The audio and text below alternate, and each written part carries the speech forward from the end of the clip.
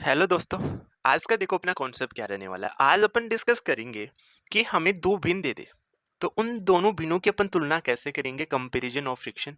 जब हमें दो भिन्न दे रखे हैं, उन दोनों भिन्न में छोटी भिन्न कौन सी होगी, बड़ी भिन्न कौन सी होगी। इस कॉन्सेप्ट को आप बहुत ही अच्छे से आज अपन क्या करने वाले, समझने वाले। आप इस वीडियो के साथ एंड तक बने रहना, आपको 100% ये कॉन्सेप्ट समझ में आ जाएगा। आपको कोई भी दो भिन्न दे देगा, उन दोनों भिन्नों के बीच में अपन कैसे पता करेंगे कि कौन सा बिन छोटा है कौन सा बिन बड़ा है, वो कॉन्सेप्ट आज अपन बहुत ही शानदार तरीके से सीख जाएंगे। देखो, मैं सबसे पहले आपको एक चीज बता दूं कि जैसे हमारे पास पी होता है और डिवाइड में मैं क्या लिख दूं, क्यू लिख दूं।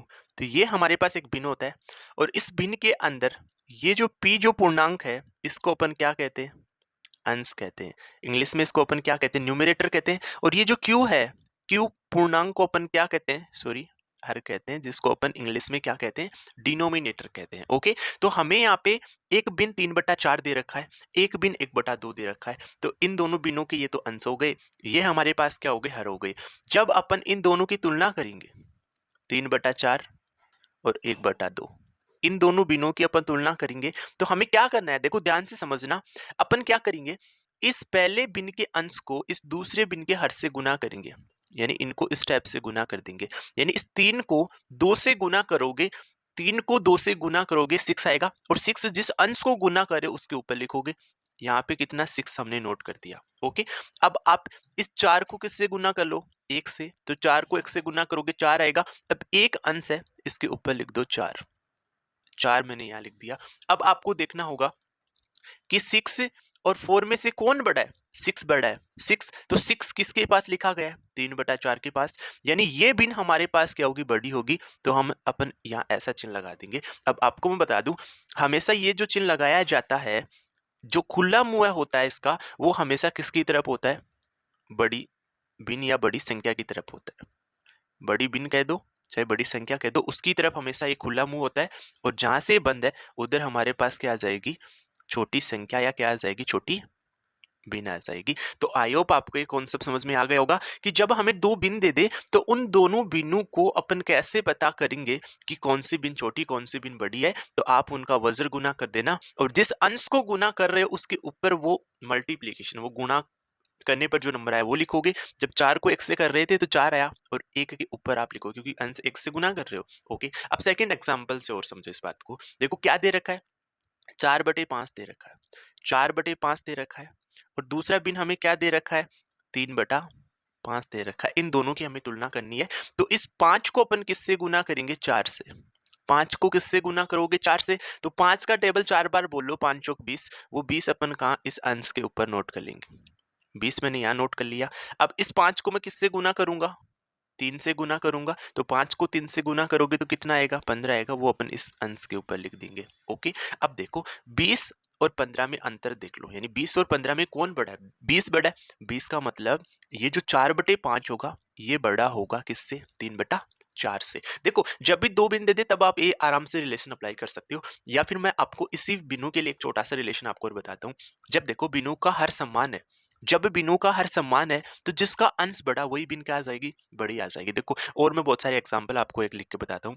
जैसे मैंने ऐसा कहा 2/5, फिर मैंने यहाँ पे कह दिया 1/5, फिर मैंने कह दिया 4/5। अब इन तीनों बिनों में से हमें पूछा जाए कि सबसे बड़ी बिन कौन सी है, तो सबसे पहले देखो इन तीनों बिनों के हर क्या समान है, तो हर को तो आप छोड़ दो। तो जिसका अंश बड़ा, जिसका अंश बड़ा जिस बिन का, वो बिन सबसे बड़ी होगी। तो देखो जब हर समान, तो जिस बिन का अंश बड़ा, ये 4 बड़ा, इसका मतलब ये तो क्या होने वाली है, सबसे बड़ी बिन होगी।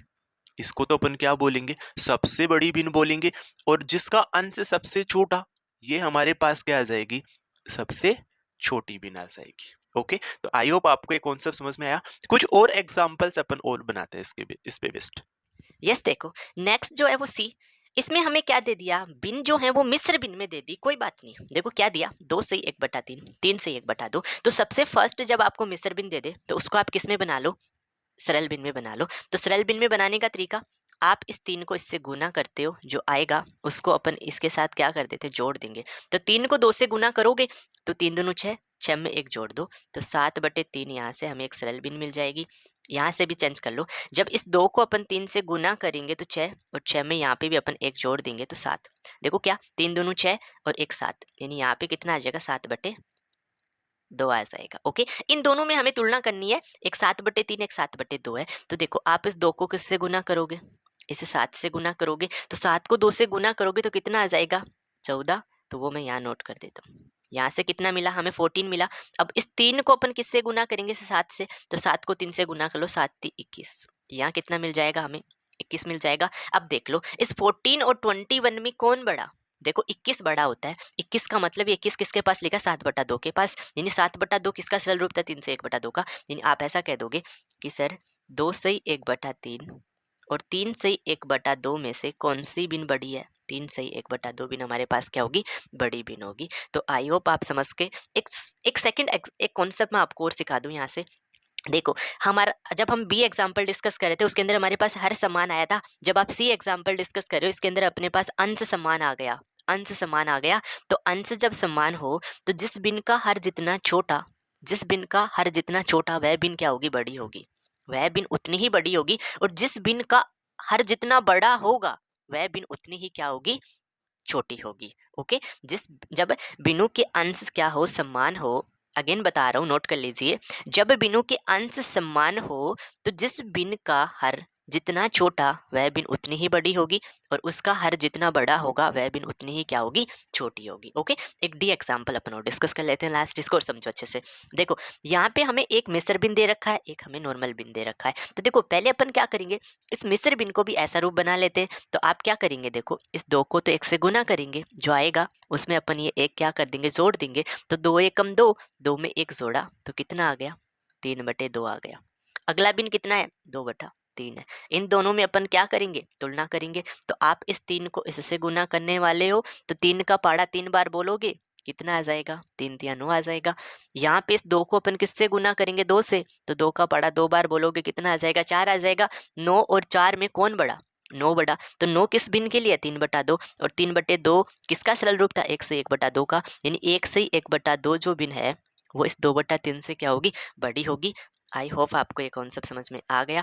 अगर आपको ये वीडियो अच्छा लगा तो रियली आप इसको एक लाइक ज़रूर करना, और चैनल पे अगर आप पहली बार विजिट कर रहे हैं तो चैनल को आप सब्सक्राइब कर लेना। Okay, thank you for watching video.